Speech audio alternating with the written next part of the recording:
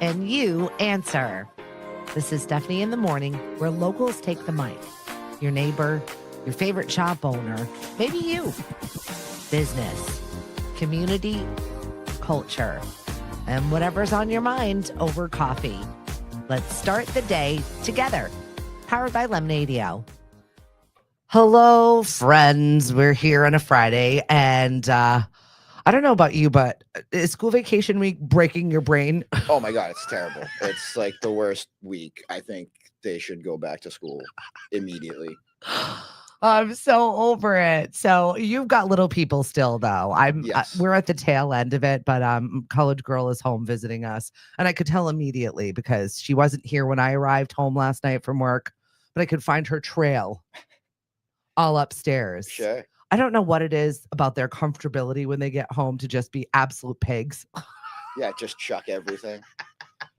I think that runs all ranges, though. It goes all the way down to my 3-year-old who walks in the door, kicks off his boots, throws his jacket, and then you spend, the next 10 minutes picking up after everybody. I'm comfortable in this house. Yeah. This is where I live. I love it. I love it. I hate it. As a mom, I can't stand it. You as prior service, as a coastie, Mhm. Everything's in place, right? Or no? Oh, it used to be. I gave up on that battle a long time ago. The OCD definitely drove me nuts. The coffee mugs have to face the same way, the silverware, all the things. I gave up on that because my household does not function the way that I do. Yep. So I stopped fighting that battle a long time ago, and I still twitch when I look in the cabinets, but I don't go rearranging it anymore. I appreciate that very much. So we got PJ Lyons in the studio with us this morning, and I'm thrilled to talk to you, not just because your sister was like, you should talk to, she brought your book to me, and we were at like a women's group or whatever. And I was like, oh, because I was asking for new things to read. Sure. And she's like, I'm just not sure, but it's really good. And quick read. And I feel like you and I know each other a lot more. Well, you don't know me, but I feel like I know everything about you. And I'm sure that's just a glimpse of the space in which you decided to share with people. What was the process of that? How did this come to be? Oh man, so I kind of wrote it for myself at first. Yeah. Didn't have any intentions of sharing it or putting it out there. It really started on my own journey to healing and kind of figuring out what was wrong with me at the time with my mental health. And then it just kind of took on a life of its own as I wrote it and as I read it, and I'm reading it, I'm going, oh wow, am I good at this? I don't know. But then that's just me. So then I share it with my wife and my sister and a small group of friends, and then other people say, wow, like this is this is something worth sharing. And through that process, I found that I didn't hear a lot of men talking about grief, talking about feelings. Right. So I just felt like because men don't do that and I don't do that, I just felt like maybe it was worth sharing and putting out there and seeing what can happen. Paula is visiting. Yay, she did it. Good morning, sister. I'll shower while I listen. Thanks for sharing that with us, Cindy. We've got PJ Lyons here talking about his book, Holdfast. And so you just did this, you never had any intention of publishing it. You were just kind of doing this for you. Right. Correct. Yeah. I had, from the get-go, had no intention of publishing or sharing, and it just kind of took on a life of its own. And it just, I just felt like it needed to be out there and have some legs. And I love the flow of it because it's kind of like you start somewhere in your life, you know what I mean? And then it's like flashback to memories. Yeah. And then going through that whole process. Yeah. Yeah. And I think I kind of wrote it that way because I think that's the way PTSD manifests itself in people is nothing really is ever linear once you're diagnosed with that, or even before you're diagnosed with it. So you spend a lot of time going back in time, thinking about things, ruminating on things. And I actually, truth be told, kind of liked that about it. Like when I read it a lot to and I actually haven't read it myself since December, since it came out. Yeah. Before that, I was reading it almost every day. It was so relatable, though. I really I felt your pain. I felt your stress. I felt in a space like it was a Me Too moment, because I think we've all had a lot of those spaces. And I don't know how old you are, but I very much like when you're sharing your story about your relationship with your father and growing up like that, and how we were taught not to have feelings. We were taught not to talk about this. This is just something you just live with and you move on, and that's it. Right. And you tamp it down and you get to work. Yeah. I mean, and that's just, that's the way they were raised too, coming from the greatest generation, and that boomer generation were raised to, you don't talk about your feelings. You swallow it and you move on. And I think that's a very American thing too, because I think when you talk to people outside of here and you say, hey, how are you? Like, you have British people like, I'm shit. You can say whatever you want, and that's true. Like you'll have people say, "Oh, I'm shit, terrible," and nobody here ever says that. No. So you get everything's great. Yeah, you say, "Oh, I'm good, and I do it every day." Yeah, I'm good. I'm not. Speaking of which, shout out to our friends of America. Hockey, we had a win. We had a gold medal win yesterday. Yeah. Everybody looking good. I'm not following the Olympics at all. And it may be un-American of me. I'm just not into it. Yeah, I mean, it's hard during the week. We talked about this. I mean, during the weekend, I watched everything. I watched bobsled, skiing, moguls. Yeah, because there's nothing good on TV right now. But once you go back to work and the games are at 9 o'clock in the morning and you're trying to, in my case, work on a boat or do whatever, it's kind of hard to watch. So I missed the USA women's game yesterday. I was kind of bummed because I love hockey. The only reason why I knew it happened is because our friend RPV sent me the photo of him with the girls hockey team when they last won at the breakfast at whatever St. Patty's dinner. I don't know where you come up with these photos, but you are the archives. If you ever need something, he probably was there and has a photo of himself there at some point in his life. I just don't work like that. I can't find anything. Same. I'm not quick enough to take the photo.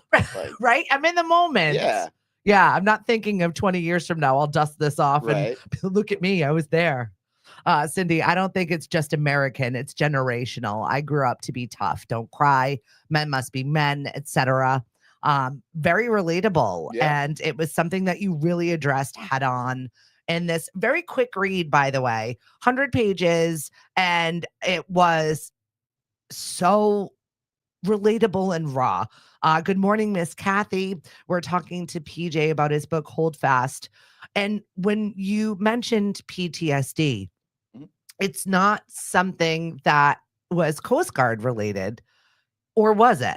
It was. I mean, I'd say 50-50. Because some of the things that you talked about in this Coast Guard, my uncle, who was Master Chief when he left and left the coastie. And my cousin is also a Coast Guard. So we're all prior service. I was Army. Love it. Some of the other things that they've seen, but for whatever reason, I feel like the coasties have some of the worst stories of real life shit I've ever seen in my entire life.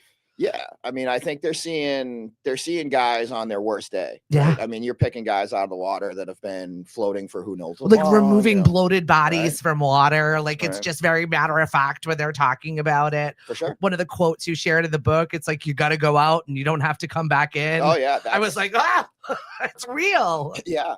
I loved, I really liked starting the book with that quote because I felt like that kind of sets the tone for everything. Because when you join the service, any service, you don't come out the way you went in. No. PTSD aside, without that, you're a different person serving your country than you are when you're not. Mm-hmm. So I thought that quote was very fitting because I didn't come back the way I went in. For me, it was for the better.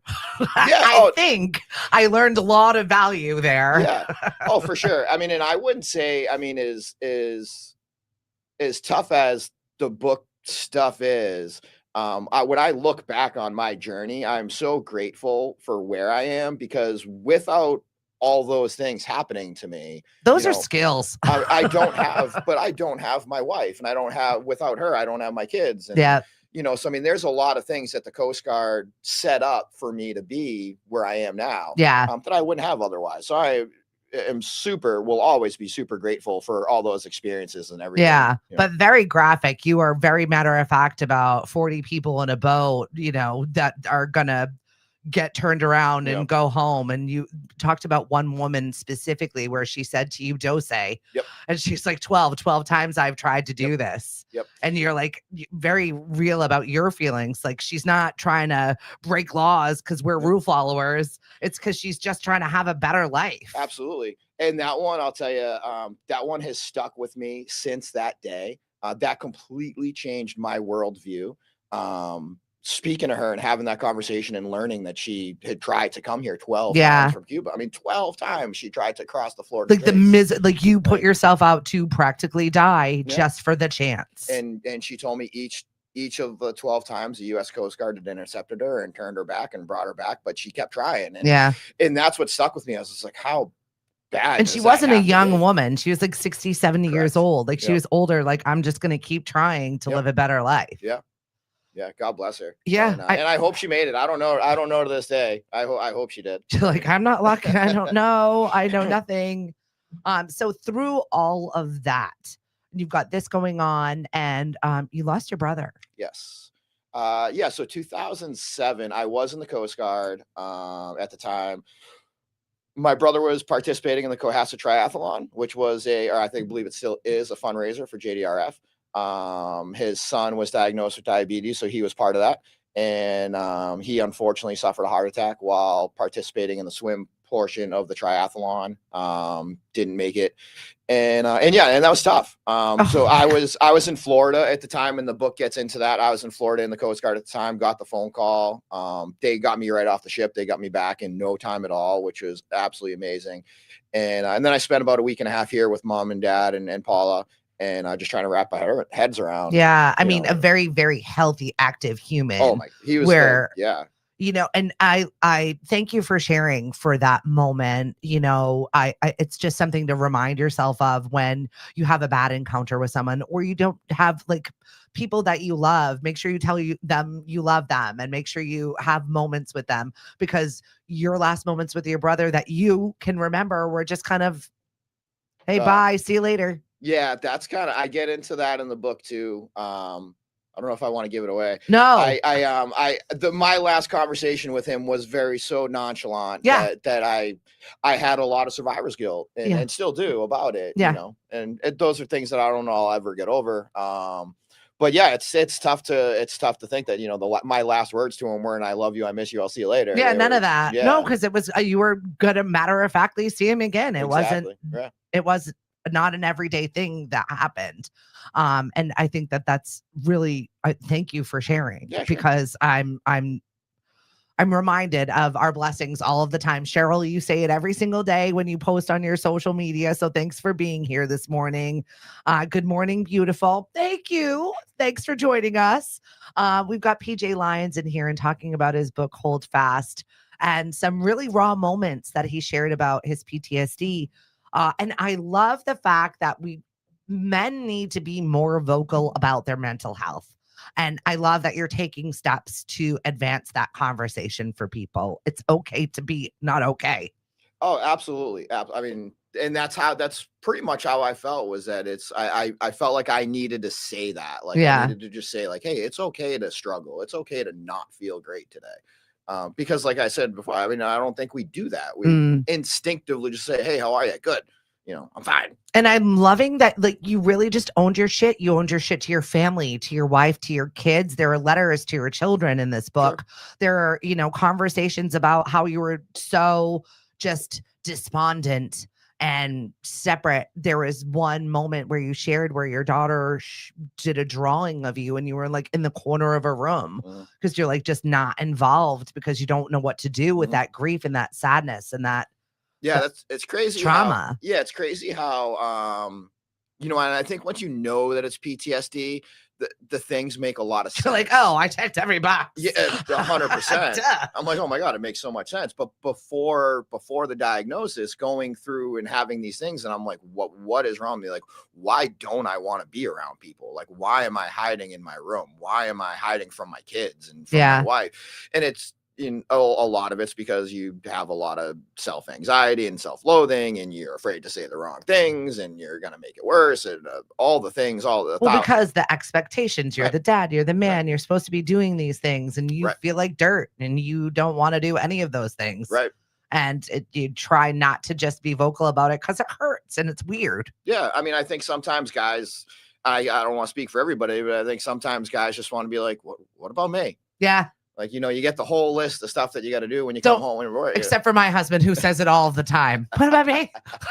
Like, very vocal. What about me? Like, I want my 10 minutes apiece too. I want to go watch, whatever. I don't watch anything, so I can't pick something. But, what's up, Huck? Thanks for joining us on the show this morning. And Jen, great to see your face. He said amen. So definitely resonating with some of our gentlemen watchers out there. And thank you so much.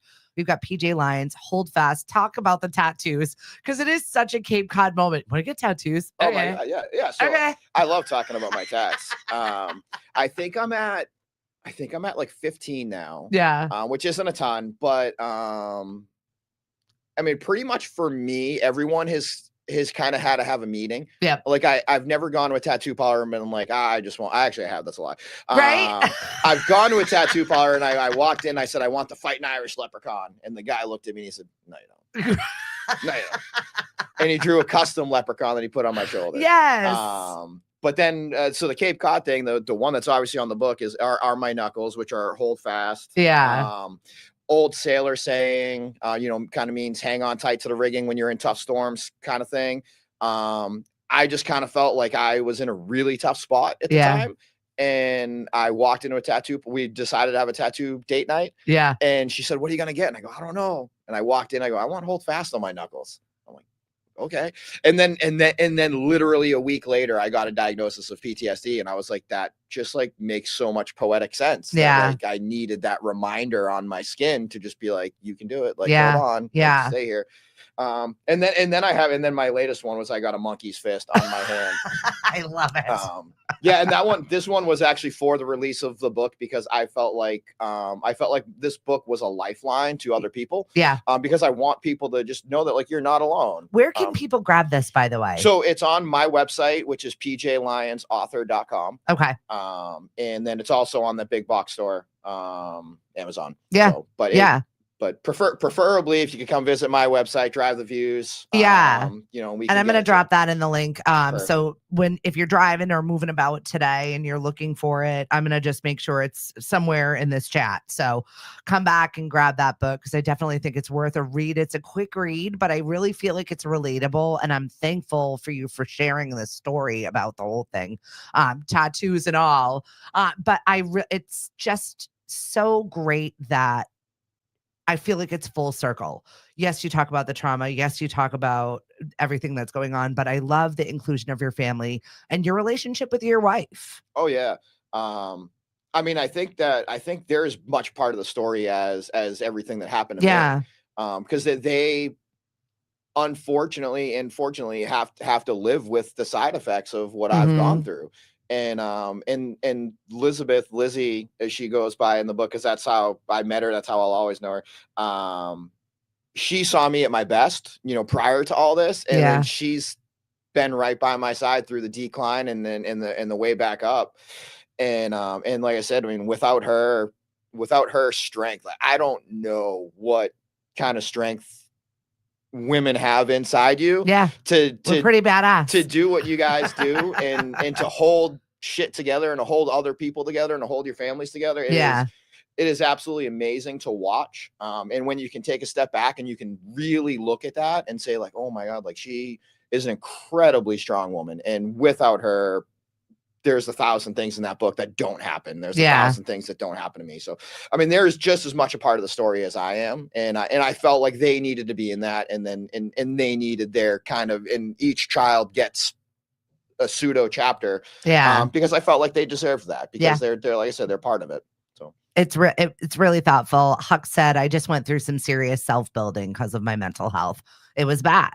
But now I found ways to build it back and use my hurt for fuel to do better by learning I'm not alone. It's just not personal flow with waves because it's ups and downs. Yeah. And that's life. And you talked about that very really about the fact that you didn't want to die. You didn't want to go out there and like really do self-harming things. You just didn't want to be there. Yeah. I'll say that there were probably some things that aren't in the book. Yeah.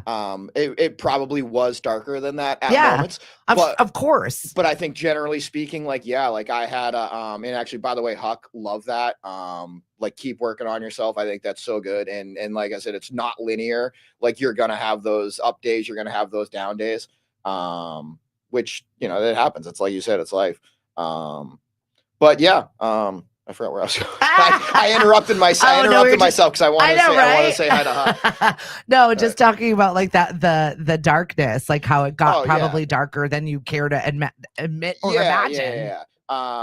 Yeah. So I put that in there. You know, I think it was. I thought that was worth sharing because there were a lot of times where like, yeah, like I didn't.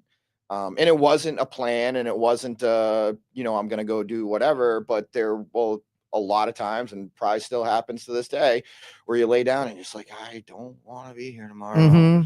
You know, and you're like, you start thinking about all the things you have to do that you don't want to do, that you can't do, or you know, whatever, all the obstacles that you're gonna have to jump through. And when you're in a mindset such as that, like, it's not always healthy. Do you weirdly think that COVID gave you the opportunity to put a microscope on this? Yes. Because there was something that happened to our family as well during COVID, where you're just like tunely stuck with each other, and those crazy moments where you're like angry for no reason or what. Like, I literally ran away. Yeah. Like, I took the kids and I was like, Cliff, we're leaving. Bye. He was crazy because he's decontaminating everything and oh my God, I'm like, I can't. I just can't live like this. Going down south where no one cares if you live or die. Tell me in Charleston. I did. I left. We had this moment where it was just like, and then having conversations and building that back to, okay, what is the real problem here? And then it unfortunately ended with you in an ambulance. I mean, to diagnose yourself, but I think it exposed a lot of things for people. Yeah, I think being home a lot forced me to deal with a lot of those emotions and stuff that I was otherwise suppressing because I was going to work, and then you get caught up in work and you're not thinking, you're not stuck in that mindset. Yeah. So yeah, the COVID definitely made it worse, being home, being around, you know, and you know, just kind of having and kind of feeling like the pressure of the world because it's like, what are you gonna do? Like, I don't, you know, so it was weird. It definitely didn't help. Yeah. You know, and for me, I think post COVID was better because I think, and I got into this in the book, part of why it took me so long to get my diagnosis was because I had been misdiagnosed so many times. Yeah. And I believe part of that was because of COVID, everything's telehealth. Yeah. And I will die on the hill that I don't think for me, telehealth is not working. Like, because I'm not as honest with my doctors like on a screen than I am when I'm sitting with you. I'm not as honest with no one's honest with the doctor. How many drinks did you have this week? Well, right. Where are you going to take me? But if they're on screen, you're going to be more likely to lie than sitting next to them. Possibly. So I feel like, so I felt like none of the symptoms were really translating through when I was doing telehealth. So I think that kind of extended everything, where I think because that was really the time where I was starting to pick up where I'm like, I'm not okay. Yeah. We've got a lot of faith here. Huck said, God helps a lot. Jeff, Jesus, read the Bible daily. Hey, if it works for you, jump into it. I think we're all looking for modalities that make you feel better. 100%. And if that works, I found myself when I was in the service going to services a lot because I just felt real good to be in a place to shut my brain off a little bit and just feel happiness around me. Agreed. It was one of those places where it was like, you're cleaning. If you're not cleaning, then you can go to church. Yep. I was like, I'm going to church. Yep. I will say, I mean, I'm not an overly religious person. Yeah. I grew up Irish Catholic. Same. But very relatable. Yeah. But I have since stopped practicing. Don't kill me, Aunt Paula. But I will say, so I ran into this friend of mine a couple weeks ago. Her name's Amanda. She actually runs a nonprofit called Josh's Boots. Yep. And she was an Army chaplain. Yeah. I did not know this about her. And so we were talking about it, and she was talking about her story, her trauma. And I very impolitely asked her, I said, how do you still believe all this after all that happened? Yeah. So she went on to explain to me her faith, and she challenged me to pray. And she said, I just, if you just pray just a little prayer, I bet some things will happen, and I bet you'll be surprised. So I did. Like later that night, I said a tiny little prayer, and then like that came true. And I was like, okay, like maybe. And then like later in the week, I did another one, and I'm like, okay, maybe. So like I'm not, but it helps. Yeah. Right? I mean, yeah. so like even like I'll sit here and I'll tell you, like, I'm not gonna preach and tell you that it's true or it's not true or believe this or believe that. But like you said, if you find a modality that works for you, Yeah. then by all means grab onto it and let it help you. I'm looking forward to having Amanda on the show and talking about Josh's boots and what she's been working on as well. She's going to be coming on. Thanks to Paula. That is awesome. Yeah. I love that. Amanda is, for all you guys tune into that show, she is an amazing person, and I'll be watching that one. Yeah, I love that. We have such an open forum here. We love hearing from you. Like all walks of life. We've had doctors, we've had nurses, we've had authors, we've had PTO parents that just have a mini golf thing that they're doing over at Quashnet right now. We love being able to be a fully community show and share what's going on with you. And thank you for being here and supporting that. Hey, Dave Hegner, thanks for jumping in with us this morning. We're talking to PJ Lyons about his book, Holdfast. And I definitely suggest that you get a copy. And men out there, hear this. Start talking about your mental health. Start talking about you in general. Put yourself back out there a little bit. Don't just be a sideline to your life. It's not something you have to do. It's about you too. Well, you're kind of reclaiming a little bit of your life where you're not a hockey coach for the first time this year. Yeah, so that's crazy. In the book, I've coached my son Declan since he was a little mighty mite. Yeah. So we're learning to skate all the way up till Bantams. But he's a freshman in high school now. Playing varsity for Falmouth, who I haven't checked this morning's power rankings, but we're number 3 in that the is MIA so exciting. D2 power rankings. I'm going to say I think they're a quick sleeper. They're not getting a lot of love from the writers, especially I'm looking at you, Cape Cod Times. Not getting a lot of love from the writers. So I feel like Falmouth can go into the tournament as a sleeper and hopefully do a little bit of damage. And called out right there on the carpet. So I do think, so it is a bit of a change for me for not coaching, and I'm standing on the side of the rink, and it's definitely different. I love it, but it's definitely harder. Like I find myself like I'm still yelling at them. Yeah, right. But what's so fun, quietly coaching on the side. What's so fun is watching all the other kids that I've got to coach succeed as well. I mean, I love Declan. Declan succeeding is like the top of the mountain. Yeah. But watching the other kids succeed is just also so fun, because like knowing that like I played a little part in that. And, it's cool to see him go so far. Yeah, I really do. I think coaching is such a wonderful thing. If you've got that ability, please share it with people. I mean, there's nothing better than being part of a team sometimes. It's just, I have such team mentality. So I adore it. I think it's great. Mentoring is great. Being in that space is lovely. And it kind of nice to take a little break from it though, and just enjoy watching him play. Oh, for sure. I'm undetermined on if I will coach when you'll be back. Flynn skates. I'm told I will be by other people, but you're a parent. They'll bring you back. Trust me. I am getting used to being on the sidelines, and I am enjoying it. I get to sit with my coffee, and and I think the other thing too is I also get to watch him a lot more. Yeah. Where before, when I was coaching, I was paying attention to the other kids, and I was making sure the other kids were doing X, Y, and Z. Yeah. And I would miss parts of his stuff. And I would legitimately miss goals that he scored because I was turned around talking to somebody. Yeah. Stuff like that. So it is breathtaking to not coach. We get to be fully present in that moment, which is exciting. Exactly.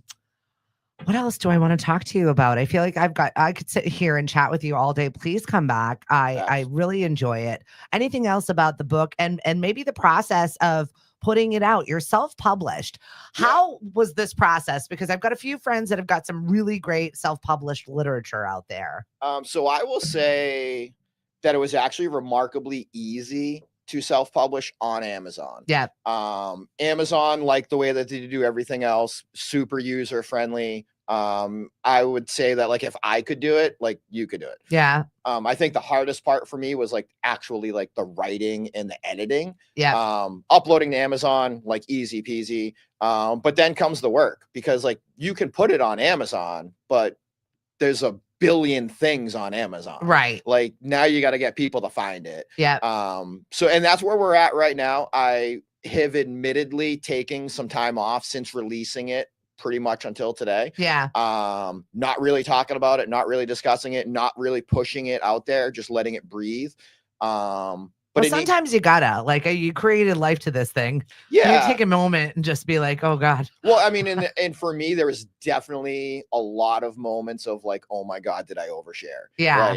Like, cause now like I put it out there and like, and I go to the rink and like, I see guys at the rink and they like give me a head nod or whatever. And I'm like, did they read it? Did they read it? Do they know too much about me now? I hope it's inspiring. I hope that people come up to you and say, thanks. I appreciate that. I've had a few of those and those are super great. I love those. You know, but like I said, in the way your PTSD brain works is you're wired to scan for threats. So when you're walking into a room, my brain's going like, all right, who hates it? Yeah. Who thinks I'm less than because of whatever, you know? Yeah. So you don't walk in going like, oh, hey, what's up, Henry? You know, oh, thanks for reading my book. Oh, yeah. Hey, what's up, Stephanie? Thanks for, you know, so it's different, but yeah, I mean, self-publishing, super easy. It's the work that needs to go into it after the fact, which for me is hard because like I don't necessarily want to do it. Yeah. Well, and also like it's your trauma. Yeah. Rah, come buy it. So I will say, so to that point,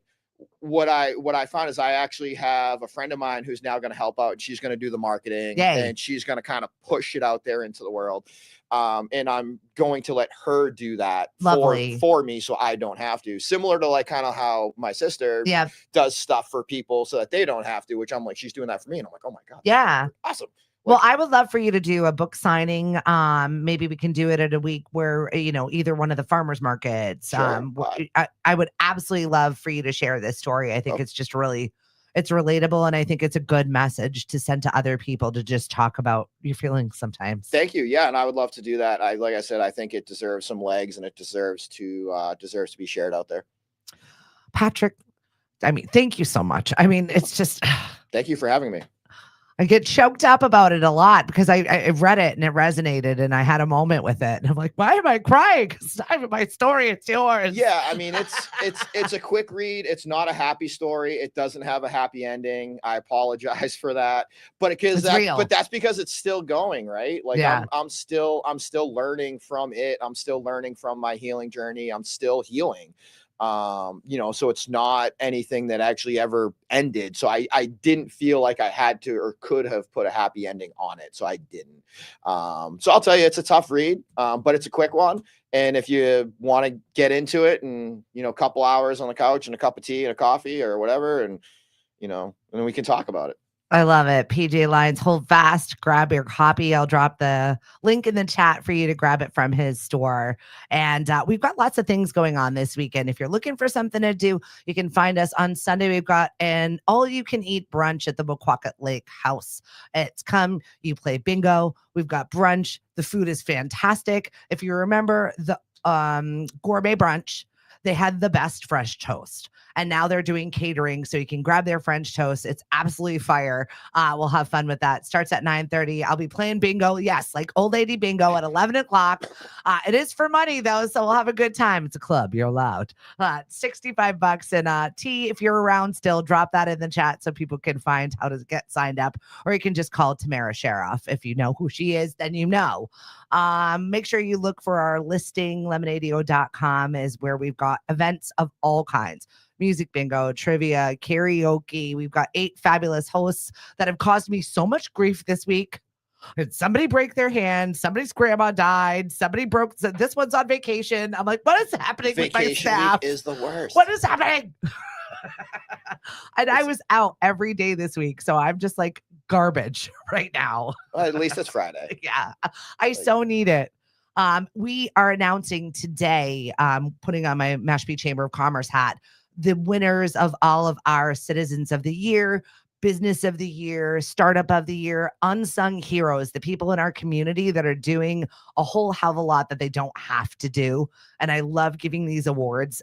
We've got 3 fabulous Unsung Heroes. We have 3 youth heroes. We had so many submissions of kids doing amazing friggin' things for people that just cuz. I love that. Right? Love that. So we're giving away 3 Unsung Hero Awards to youth. And these were write-ups that came in from resource officers, teachers that sat there and wrote paragraphs about what amazing humans these 16, 17, 18-year-old kids are going to be. And I have such high hopes for you, youth. I'm not trying to lay out the world on you right now, but things have got to change. Paula yells out bingo. And if you're not going to meet us over there, definitely find us at the Courtyard on Wednesday nights. It's not your Nana's bingo on Wednesday nights. It's from 6 until 8. So you can grab some fabulous food at the Courtyard and hang out and play with us for a little bit. It'll be a lot of fun. Paula, thank you so much for connecting me with PJ. PJ, please come back. TM Murphy, you got a lot of competition over here with the book situation. I definitely think you guys have a conversation to be had. Maybe an author's round. I'm in a creative writing class right now. Let's do it. And we're working on characters. All right. Let's do it. Let's do it. So we got to get PJ involved in all of this. I definitely think that you'll have fun with it at least. Cool. Whatever it is you're doing this weekend, make sure you do it with some fun and grab a book. Maybe you need to read something new, okay? Have a good one. And PJ, thank you so much for joining us. Thanks for having me. All right, we're out. Jazz, blues, be looking for Hank. He'll be out here all weekend long. Have a good one.